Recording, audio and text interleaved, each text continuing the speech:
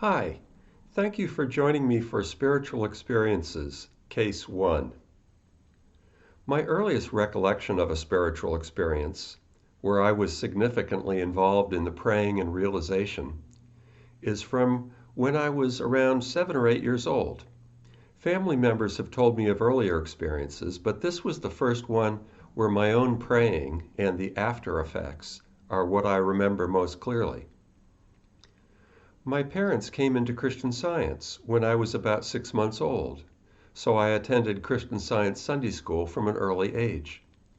We learned about the Ten Commandments and the Beatitudes and Bible stories, as well as the Lord's Prayer, along with Mary Baker Eddy's spiritual interpretation. In Sunday school, I learned that God is love, and that God's protecting love is always available to us, wherever we are. My Sunday school teacher used to say that anything bad or hurtful is error, and it's no more real than the hole in a donut. So here's the story. One morning when I was walking to school with friends, we stopped to lean over a low fence and check out the brook that ran under the street. Sometimes we'd throw rocks in the brook, and once I'd seen a muskrat, which was pretty exciting. So we're leaning over this fence looking into the brook when my friend shouts, "Hey, watch out! There's poison ivy all over." I looked down to see a patch of ripe, shiny poison ivy leaves wrapped all over the fence. But I wasn't afraid, and I said, "Poison ivy can't hurt me." My friends said I was crazy, so just to show them I didn't even believe in poison ivy, I grabbed 2 fistfuls of the dark, shiny leaves and rubbed them vigorously on my face, as if scrubbing my face with a washcloth. I guess my friends were really impressed. Anyway, it was getting late, so we ran along to school, and I didn't give it another thought. At noon, I went home for lunch, and when I walked into the kitchen, my mom took a look at me, and she said, "Jimmy, what did you do to your face?" "It's all red." I told her the story, and she was not happy. Then she spoke to me about the Bible story, where Jesus is tempted by the devil, how the devil dares him to cast himself down from the temple. And the devil says, "Go ahead, God will take care of you." And Jesus replies, "Thou shalt not tempt the Lord thy God." Then my mom explained that when we look for error to show God's power over it, it's as if we've made it real. I guess for me, the point of the story was that we can turn to God for help and healing, but that prayer isn't for doing tricks or trying to impress our friends. Well, my mom was really mad, and she said, "Go to your room and know the truth." Now, know the truth is a phrase Christian Science uses to describe one way to pray, as in, "Ye shall know the truth, and the truth shall make you free."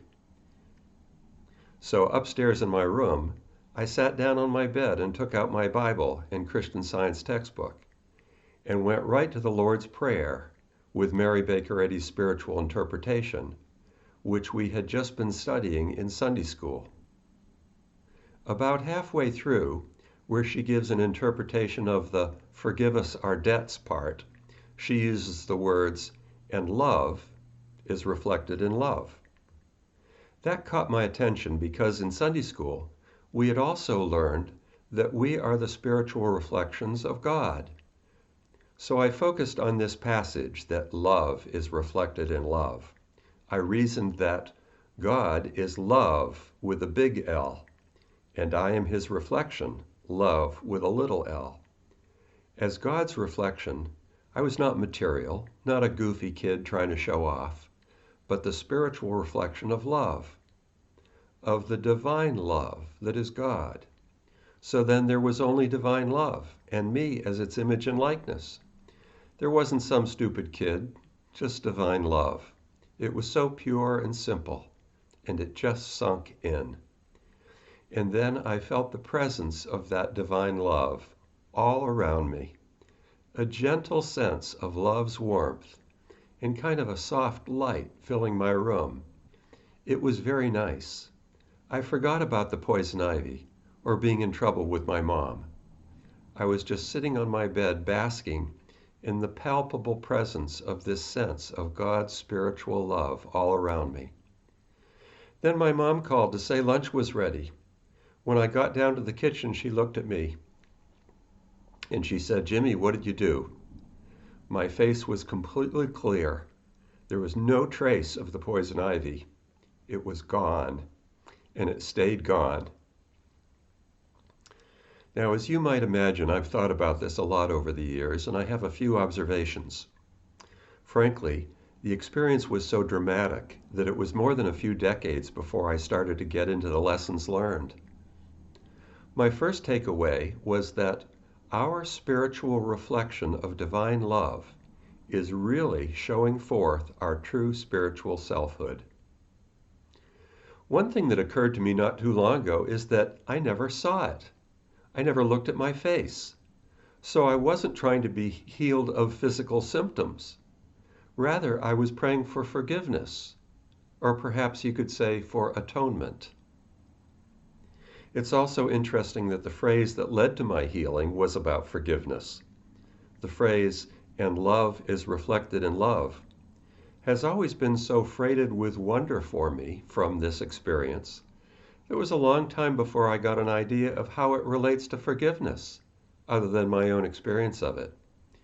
It really seems like it just lifts us up right out of the problem. Going back to the earlier point, I imagine the outcome might have been quite different had I looked in the mirror and then tried to pray to make the rash go away.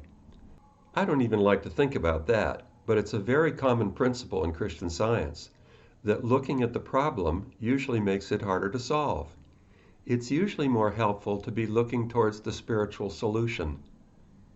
And I'm still thinking about how this idea may relate to one of the principles of quantum mechanics, that the state of a system is indeterminate until it is observed. I have a feeling there's some connection there. As for the question about how erasing the problem from the tablet of my mentality also erased it from the skin of my face, well, that's a question for another day. I did an audio MP3 of a Spiritual Experiences Case 3 that bears slightly on that topic. I'll put a web link to that audio in the comments section. I hope this Spiritual Experiences Case 1 has provided you with some useful food for thought. Thank you for being a thoughtful listener. Until next time.